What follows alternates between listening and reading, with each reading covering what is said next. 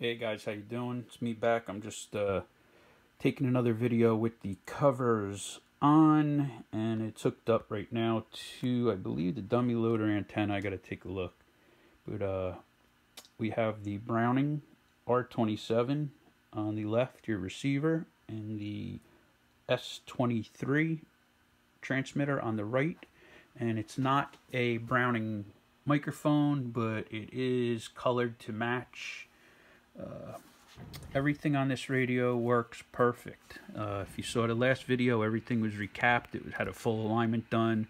All the switches were cleaned, lubed, yada yada yada. But I want you to take a look at this face on this, because it's probably, I mean, there's some tiny little, you can't even see them until you get in there with a camera and really take a look. But this face on both of these radios are pristine. It does need a new knob. I don't have any. The gold is missing out of it. Needs a new knob for the narrow broad. Shouldn't be too hard to come by. I haven't really been able to take a look or do too much because we just moved, and this is the first radio that I've worked on. This was actually supposed to go to someone, but they are no longer around, so I'm gonna sell it.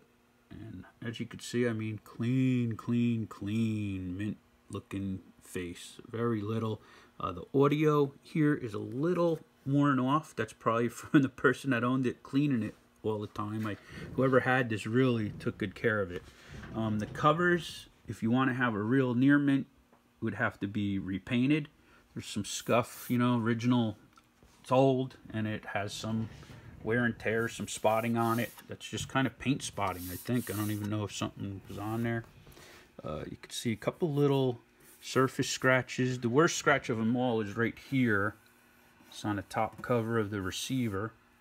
And of course, you know, the radio is old. It's been moved around, gets shifted, rubs against stuff. People lay stuff on them, and it happens. But I wanted you to see. Let me just see what I'm on here.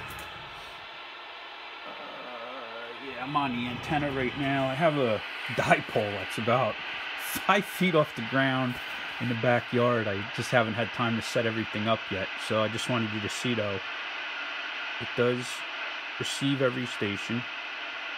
Went through all of them. So let me just go back to around area where we're going to be. So you see we're on channel 11 here. I just wanted to show you the spot works. I don't have a camera holder, so I'm really hoping that you guys can see this the best that you can. This is the best spot that I could put the camera. I apologize. But so what I do is I go to narrow.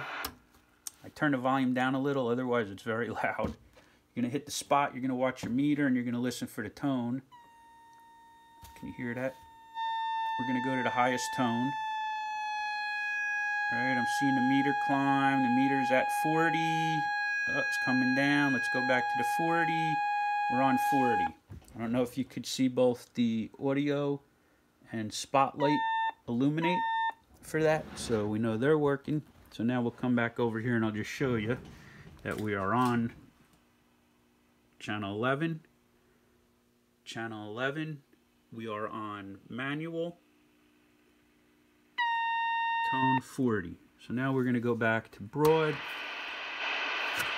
Now the fixed also works, so if I put it over to fixed, it cuts out the receiver, and it'll just use the transmitter to go through your channels. Let's go back to manual. So you see the receiver, everything's working on it. Analog, everything.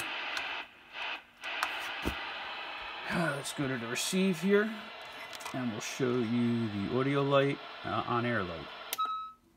Audio. And as you can hear, it has that beautiful Browning ping. When you key it, audio. I do have to adjust. Let me just adjust this real quick. Drop the ball here a minute. Let's go to, we're on forward, so I gotta go up a little. Try to do this with one hand. Up a little. There we go. Now we'll go to reflected.